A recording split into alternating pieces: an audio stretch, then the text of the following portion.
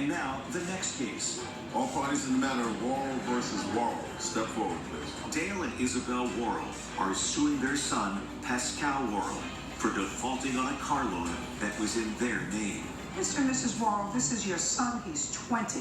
This is what your case is about. Not too long ago, he wanted a car. You thought he should have a car for whatever reason. And you co-signed for a car for him because, of course, at his age, he could not have secured a loan in his own name. Who was the primary on the loan? I was, ma'am. And the car was titled in whose name? Pascal's and mine. Both of yours. Yes, ma'am. And the loan was for approximately $12,000. Well, a little less than $12,000 because, Pascal, look at me, you put down the down payment. Is that right? That's correct. How much? $4,000. And where did you get that money from? It had been saved up in my bank account, my savings account. From what? Various birthdays, Christmas. Got it. Judge Judy continues in a moment.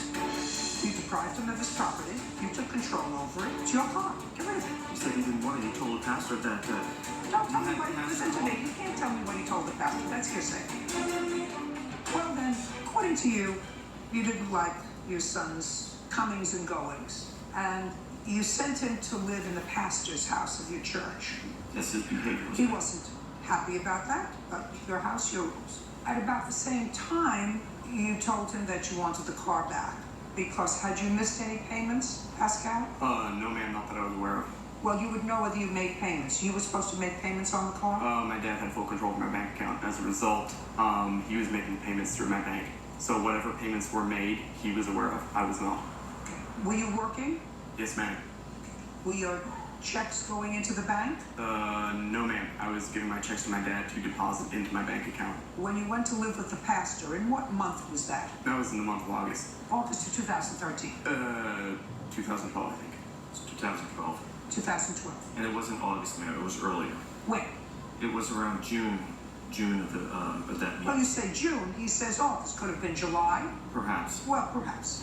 And there was no requirement for any of those payments to be made, and there was no payments made from his account. Just a second. Yes, ma'am. When he went to live with the pastor, Yes, ma'am. he took the car with him.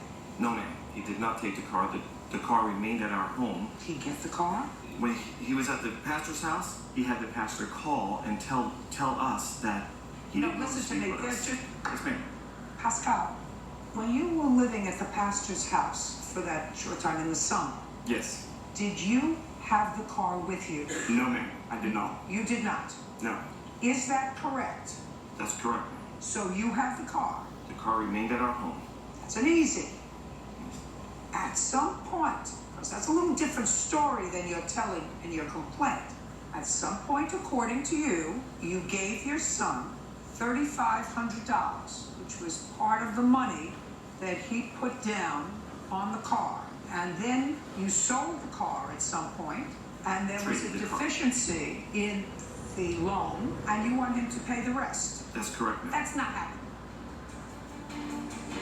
Judge Judy continues in a moment. You deprived him of his property. You took control over it. It's your car. Get rid of it. He said he didn't want it. He told the pastor that.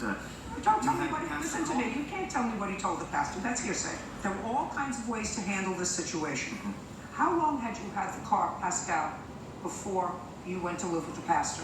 A few months. So if you had sold the car at that point, at most you would have had a several $1,000 deficit, which you already gave to him. You gave him $3,500. Now you gave him $3,500. You wanted to pay you almost $5,000. That's not happening. How long did you have the car in your possession when he wasn't living at home before you sold it? That's easy. You must have all those records there. How many months? Approximately a year. A year.